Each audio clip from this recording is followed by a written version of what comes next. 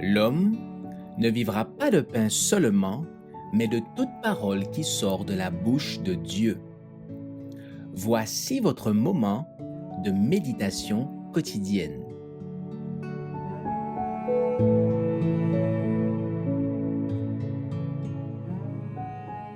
Le suprême affrontement, le 10 juin.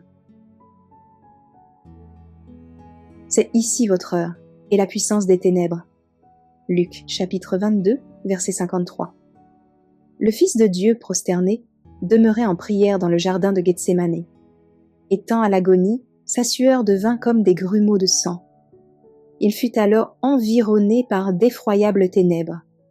Il portait les péchés du monde et souffrait à la place de ceux qui avaient transgressé la loi de son Père. C'est ici que se place la scène de la tentation.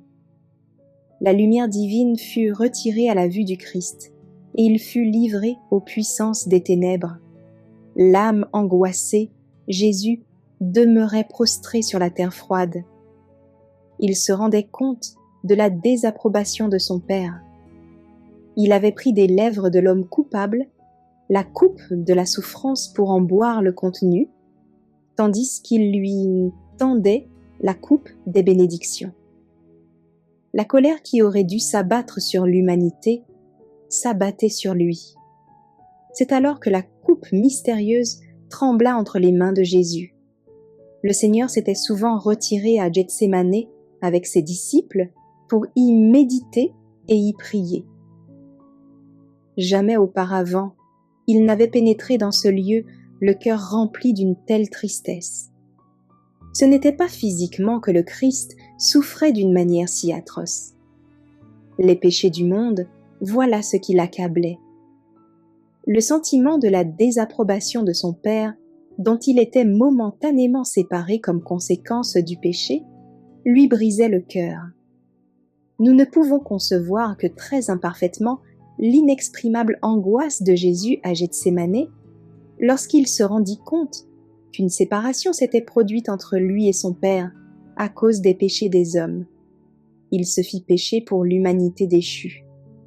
Le sentiment qu'il ressentit en perdant le contact avec l'amour de son Père augmenta l'angoisse de son âme, et c'est alors qu'il poussa cette plainte déchirante. « Mon âme est triste jusqu'à la mort ». Matthieu chapitre 26, verset 38. Le divin Fils de Dieu était sur le point de mourir.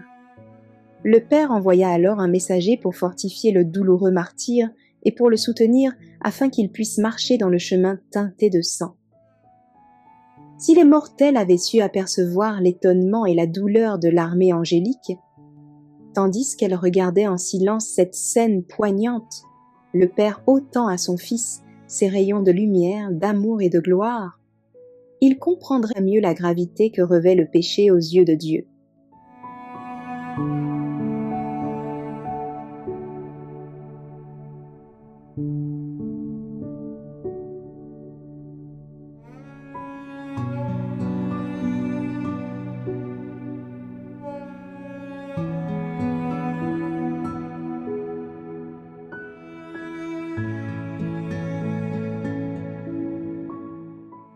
Merci d'avoir écouté cette présentation.